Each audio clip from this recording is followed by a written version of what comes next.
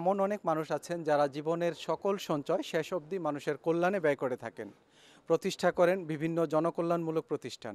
যেসব প্রতিষ্ঠান থেকে প্রশিক্ষণ নিয়ে শিক্ষার্থীরা স্বল্প সময়ের মধ্যে নিজেকে প্রতিষ্ঠিত করতে পারেন। দর্শক, এখন আপনাদের সামনে উপস্থাপন করছি ব্যক্তি উদ্যোগে গ্রামে প্রতিষ্ঠিত একটি কারিগরি ইনস্টিটিউটের চিত্র। Begum Dilruj Obaidullah technical institute.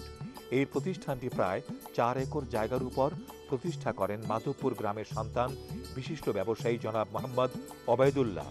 এই প্রতিষ্ঠানটি আব্দুল হান্নান দেওয়ারুন্নেসা ট্রাস্ট দ্বারা পরিচালিত হচ্ছে। আপনার কাছে জানতে চাইব, আপনি প্রত্যন্ত অঞ্চল গ্রামে এমন একটি কারিগরি প্রতিষ্ঠান গড়ে তোলার উদ্দেশ্য কি? আমার পূর্বপুরুষরা মাধবপুর স্কুল প্রতিষ্ঠা করেছেন আজ থেকে প্রায় 100 বছর পূর্বে।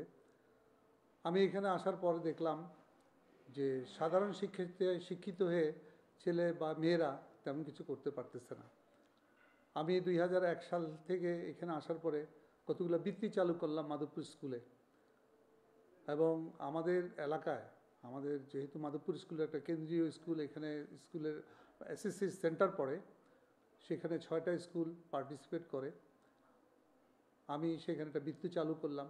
বৃত্তি চালু করার পরে দেখা যাচ্ছে যে প্রচুর যথেষ্ট আগ্রহ এবং বিভিন্ন স্কুল থেকে প্রতিযোগীরা এতে অংশগ্রহণ করা শুরু করলো।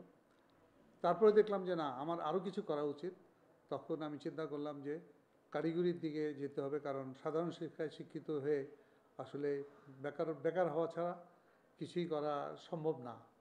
সার্টিফিকেটদারি শিক্ষিত হয়তো এই দেশে হবে, কিন্তু কারিগরি শিক্ষা বা হাতে কলমের শিক্ষা না হলে আসলে তেমন কিছু করতে পারবে না।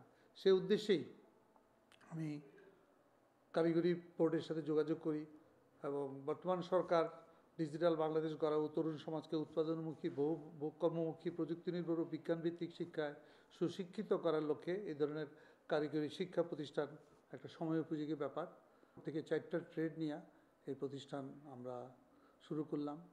এখানে যিনি প্রিন্সিপাল হিসেবে আছেন তিনি একজন বিসি ইঞ্জিনিয়ার এবং 4টা ট্রেডের 4টা ডিপ্লোমা ইঞ্জিনিয়ার আছেন এবং অন্যান্য বিষয়েরও শিক্ষয়িত্রী আছেন। 2015 সালে এসএসসি পরীক্ষায় আমাদের স্কুল থেকে 22 জন A+ পেয়েছে এবং তারা সরকারি পলিটেকনিক কলেজে চান্স পেয়েছে। আমরাও এখানে আমাদের পরিকল্পনা আছে যে আমরা এটা একটা ডিপ্লোমা কলেজ করব, কিন্তু যেহেতু এই ধরনের প্রতিষ্ঠান অত্যন্ত ব্যয়বহুল, সেই কারণে আমাদের এই প্রতিষ্ঠানটা সরকারিকরণ বা এমপিভুক্ত না হওয়া পর্যন্ত আমাদের পক্ষে ডিপ্লোমা কোর্স চালু করাটা বোধহয় সমাজীন হবে না। সেই কারণেই আমরা সরকারের দিকে তাকায় আছি। ওনারা যদি এটা সরকারিকরণ করে নেন বা এমপিভুক্ত করে নেন, তাহলেই আমরা পরবর্তী পদক্ষেপ নিতে পারবো। এই প্রতিষ্ঠানটি 2012 সালে স্থাপিত হয়। এটি 2013 সালে মার্চ মাসে উদ্বোধন করেন। এই প্রতিষ্ঠানটিতে বিভিন্ন ট্রেডে প্রায় 120 জন ছাত্রছাত্রী পড়াশোনা করছে। দর্শক, আমি কথা বলছি কারিগরি ইনস্টিটিউটের একজন শিক্ষার্থীর সাথে। কি নাম আপনার?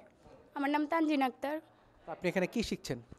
মাইক্রোসফট অ্যাক্সেস হচ্ছে গিয়ে কোনো প্রতিষ্ঠান এর বিভিন্ন ইনস্ট্রাকশন সমূহ সাজিয়ে গুছিয়ে উপস্থাপন করা। তো আপনি শহরের কোনো ইনস্টিটিউটে ভর্তি না হয়ে এমন একটি গ্রামের ইনস্টিটিউটে কেন ভর্তি হয়েছেন? অ্যাকচুয়ালি আমি একজন গ্রামের মেয়ে, আমার বাবা মার এত সামর্থ্য নেই যে আমি শহরে থেকে পড়ালেখা করার জন্য। আর যেহেতু আমি আমার নিজের বাড়ির কাছে এত সুন্দর একটা প্রতিষ্ঠান পাইতেছি, তার কারণে আমার শহরে যাওয়ার কোনো প্রয়োজনই হয় না। আমি এখন যে মেশিনটা দিয়ে কাজ করতেছি, এই মেশিনটার নাম ল্যাথ মেশিন। এটা দিয়ে আমরা ফেসিং, নার্নিং আর পরে স্টেপিং করা হয়। কোনো নাট বোল্ট তৈরি করার ক্ষেত্রে এই মেশিনটাকে ব্যবহার করা হয়। আমার নাম তারমিন ইসলাম লাইলি। তো আপনি এখানে কি শিখছেন? আমি এখানে মাইক্রোসফট এক্সেলের বিভিন্ন প্রোগ্রাম সাজিয়ে কাজ করতেছি। কতদিন ধরে শিখছেন? গত 2 বছর যাবত এই কাজগুলো করতেছি এবং শিখতেছিও। কাজী নিয়ামতুল্লাহ। তো তুমি এখানে কি শিখছো? জি, আমি এখানে জেনারেল মেকানিক্স ট্রেডে কাজ শিখছি। কতদিন যাবত শিখছো? প্রায় 2 বছর। তো তুমি এখানে কেন ভর্তি হয়েছো? জি, এখানে আমি ভর্তি হয়েছি কারণ আমি আগে জেনারেল লাইনে পড়তাম, জেএসসি পরীক্ষা পরে স্কুলে ভর্তি হচ্ছি। আমরা দেখতেছি অনেক আগে থেকে দেখতেছি আমাদের বড় ভাইয়েরা যে জেনারেল লাইন থেকে লেখাপড়া করে বেকারভাবে ঘুরতেছে। এইসব দেখে আমার মনে চিন্তা হলো যে আমি কারিগরি লাইনে ভর্তি হবো, হাতে কলমে কিছু শিখবো, লেখাপড়ার পাশাপাশি কাজও শিখবো। তার জন্য আমি এই যে কারিগরি প্রতিষ্ঠানে ভর্তি হয়েছি। সোনিয়া খানম। এখানে আপনি কি শিখছেন? এখানে আমি টেইলরিং কাজ শিখতেছি। কতদিন যাবত? প্রায় 2 বছর। তো কি ধরনের কাজ শেখা হয়েছে? সাধারণত সাধারণ সেলাই মেশিনে যা কিছু শেখানো হয় সব কিছু শিখেছি। তারপর এই যে single needle lock stitch machine, button whole machine, button stitch machine, তারপর 4 থ্রেড ওভারলক মেশিন, সব কিছুর কাজই আমরা শিখছি। আমার নাম মোহাম্মদ লোকমান হোসেন। তো এখানে আপনি কি কাজ শিখছেন? এখানে আমি ইলেকট্রিক্যালের বিভিন্ন কাজ শিখতেছি। কতদিন যাবত? এখানে আমি প্রায় 2 বছর যাবত কাজ শিখতেছি। ইনশাল্লাহ আমার কাছে অনেক ডেভেলপ মনে হয়। আমি আগে এইসব কাজ কোনো জানতাম না। এখন আমি নিজেকে অনেক বেশি উন্নত মনে হচ্ছে। আমি মনে হচ্ছে যে কোনো একটা বাসা বাড়িতে আমি কাজ করছি, এখন আমি নিজে অনেক টাকা ইনকাম করতে পারি। যে এই জন্য আমি এই কাজটা শিখতেছি। ঘরোয়া লিঙ্ক করলে আমাকে যদি 2 থেকে 3 ঘন্টা আমাকে 500 টাকা স্যালারি দেওয়া হয়, শুধু একটি ঘরোয়া লিঙ্ক করলে। সাধারণত 2 ঘন্টার মধ্যে 2 ঘন্টার মধ্যে একটা ঘরোয়া লিঙ্ক করা যায়। গত এসএসসি ভোকেশনাল পরীক্ষায় 25 জন A+ এবং 22 জন A সহ শতভাগ পাশ করেছে। দর্শক, আমি কথা বলছি মাধবপুর বেগম দিলরুজ উবায়দুল্লাহ কারিগরি ইনস্টিটিউটের সম্মানিত অধ্যক্ষ ইঞ্জিনিয়ার জামাল হোসেনের সাথে। আপনার কাছে জানতে চাইবো আপনার প্রতিষ্ঠানের শিক্ষা কার্যক্রম সম্পর্কে। অ্যাকচুয়ালি এই প্রতিষ্ঠানটা গ্রামের জন্য খুবই বেসাধ্য ব্যাপার, কারণ এখানে 4টি লেভে পর্যাপ্ত যন্ত্রপাতি, মালামাল এবং অবকাঠামোগত দিক থেকে বিবেচনা করলে প্রায় লক্ষ লক্ষ টাকার ব্যয় এখানে হয়েছে, যেটা গ্রামের সাধারণ মানুষের অসাধ্য হয়ে দাঁড়ায়। যেটা এই ধরনের একটি প্রতিষ্ঠান গ্রামে চালু হতে আমি অত্যন্ত আনন্দিত ও গর্বিত। বাংলাদেশ সরকারের ডিজিটাল বাংলাদেশ বিনির্মাণের লক্ষ্যে কারিগরি শিক্ষা সম্প্রসারণের জন্য এই ধরনের প্রতিষ্ঠানটা যুগোপযোগী এবং জেনারেল শিক্ষার পাশাপাশি এই প্রতিষ্ঠানটা বর্তমানে এই ডিজিটাল বাংলাদেশের জন্য খুবই গুরুত্বপূর্ণ বিষয়।